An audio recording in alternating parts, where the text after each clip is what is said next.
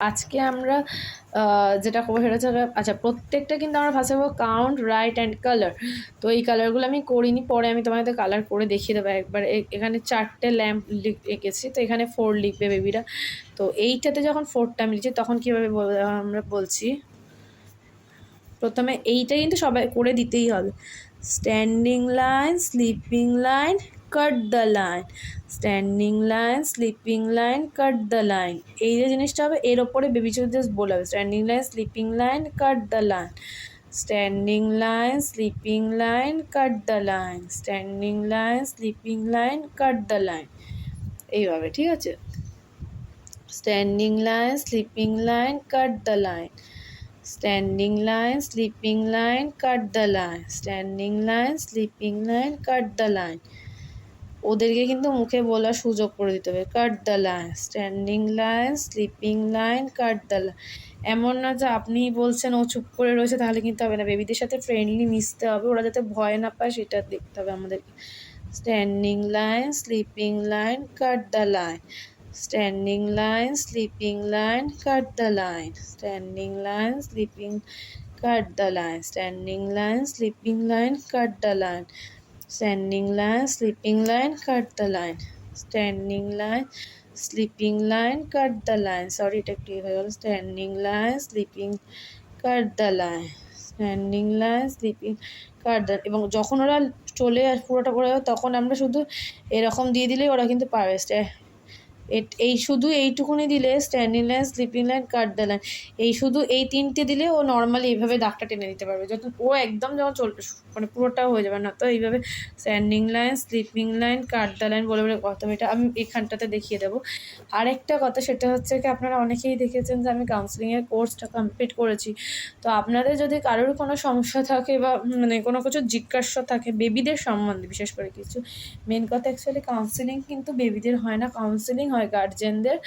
এবং মানে বেবিদেরকে কাউন্সেলিং করার দরকার হয় না। বেবিদের কোনো কিছু একটা নিউ মানে যেমন মানে বলছে অনেকে যে বেবির আমার ফোন ঘাটে বা বেবি ফোন দেখছে, বেবি কিন্তু ফোন দেখে দেখা শিখে না।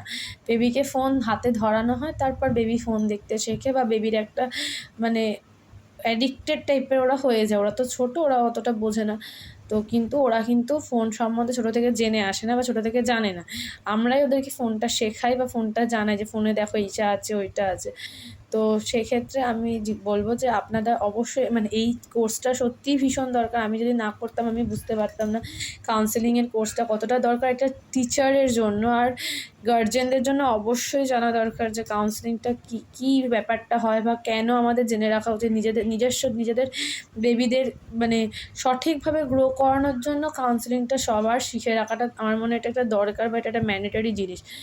এবং মানে বেবিকে কীভাবে আমি মানে বকাঝকা দিয়ে নয়, বুঝিয়ে সুন্দরভাবে, কেননা এখনকার বেবিরা প্রচুর ম্যাচিওর, আমাদের থেকে অনেক বেশি ম্যাচিওর তারা। আমাদের ওই বয়সে তখন অত ম্যাচিউরিটি ছিল না। আর এখনকার বেবিরা খেলাধুলা করতে পারে না সেভাবে, তাদের বিকাশটা সেভাবে ঠিক হচ্ছে না, মানে তারা খেলাধুলা করার সময়ও পায় না। এখনকার একটা ছোটো ছোটো বেবি এত কিছু শেখে যে তারা সেই সময় বা সুযোগটা পাচ্ছে না। তো তাদেরকে সেই সুযোগটা করে দিতে হবে আমাদেরকে, যে তারা যেন আমরা ছোটোবেলায় যেভাবে খেলেছি বা আমরা ছোটোবেলায় যে আনন্দটা করছি সেই আনন্দটা যাতে তারাও পায়, তারাও তাদের ছোটোবেলাটা উপভোগ করতে পারে। কেননা এখন আমি বুঝি যে যখন আমি ছোটো ছিলাম তখন আমরা ভাবতাম যে কবে আমরা বড় বড় দিদিদের মতো হব, তখন বড় বড় দিদিদের মতো হলে আমরা এরকম সব ছোটোদেরকে চেক করতে পারবো। যেমন আমাদের ছোটোদের সেসব স্কুলেতে চেক করতো, নখ চেক করতো, ড্রেস চেক করতো, সব ঠিকঠাক আছে কিনা।